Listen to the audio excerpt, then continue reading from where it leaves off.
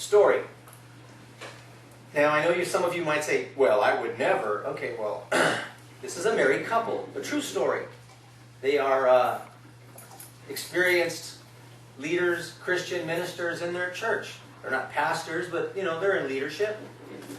And so the husband joins a team of people from church who are going on a missionary trip and to do orphanage work, preach the gospel, pass out Bibles in a third world country. It's going to be gone for a week or two. And so it's people from the church are going. People that are going from the church are men and women.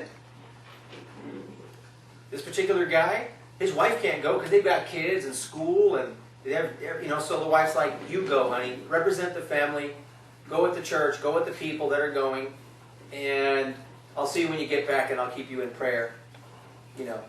Definitely. Support. Well, during the time of, God's changing lives, people are getting saved, people are getting healed, and they're not holy crusades, but they're just helping out in villages, they're doing stuff, praying for people, passing out Bibles, powerful things that are happening.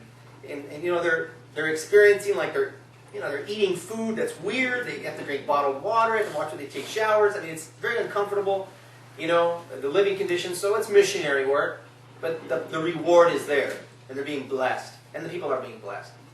In one of those moments, he talks, periodically when he gets a chance, he can get a hold of his wife, it's kind of difficult, but hey, I'm doing good, we love you, or God's changing lives, or you call from a church phone, whatever. Keep me in prayer, we're doing okay. Well, good. Well, one of the moments on a downtime, as the group is relaxing and talking and sharing their stories, and man, they're starting to all build a bond. They've got a camaraderie going as men and women.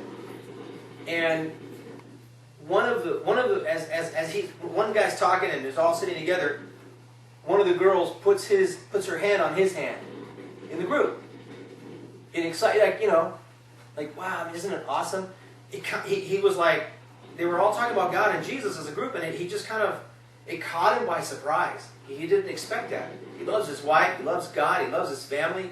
He's not even there thinking about that. But that Christian woman put her hand on his hand. And then he pulled his hand back, gave her a look like, I would never go there. I don't, and just the conversation changed and he moved. He felt so uncomfortable for the remainder of the trip. Got home, hugged his wife and kids, and everybody's happy, everybody's back home. Wife tells him, so how did it go? Oh man, God changed lives, people, saving people, Bibles, building houses. People were being fed, it was pretty powerful, we had a great time. Is that all? Anything else, she says? And he talks a little bit more about the stories. And really, is that it? And he says, you know what? No, that's not all. He goes, I have to be honest with you. This and this and this happened, and this is how I reacted. And it made me very uncomfortable, and nothing happened, but I pulled back, and I just gave that girl a look like, I'm not here for this. I'm here for, And so she says, I've been praying for you every day that you've been gone. And he goes, you know what? I felt, because I'm sharing all my stories with her, I felt like I began to build a bond with these people, male and female, and my wife wasn't there. And she knew it. It was uncomfortable for her. But yet she knew it was for God. So it was hard for her still. Because I'm sharing all these great stories with these fellow believers that we actually build a camaraderie with, and she's not a part of it. That can make a woman feel uncomfortable. And then that situation happened, and then he shared it with her. And she says, you know what? I felt in my heart that that's what happened. I just felt that happened. And I'm not surprised that you're telling me this. It's just something that I feel that I was shown in prayer, and I prayed for you. And I appreciate the fact that you told me that. And he says, I was so blessed by my wife's response that she actually felt empathy for me because I was struggled, I was tempted, and I didn't give in, and I valued my marriage a lot more than what that offering was, because I am deeply in love with my wife. And she respected me for it, and we grew closer. that would have been a defining moment that could have ended and changed my life.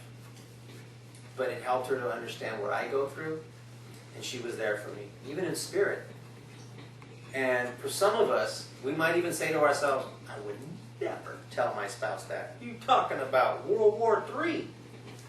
That you're not giving your spouse the benefit of the doubt or the opportunity to grow or to be empathetic with you, that you're being tempted. There's a real devil out there that's going to try to put a thought in someone's head to come against your life, whatever it is, tempted to do anything. And that's a true test of empathy and growth for her as a wife. Is she really going to do something? How is she going to react? Who is this girl? Oh no! She ain't going to our church anymore. I'm going to talk to the pastor. We're going to have her excommunicated. Doesn't the Bible say they kick people out of the church? Well, guess what? We're kicking her out. No, we're not.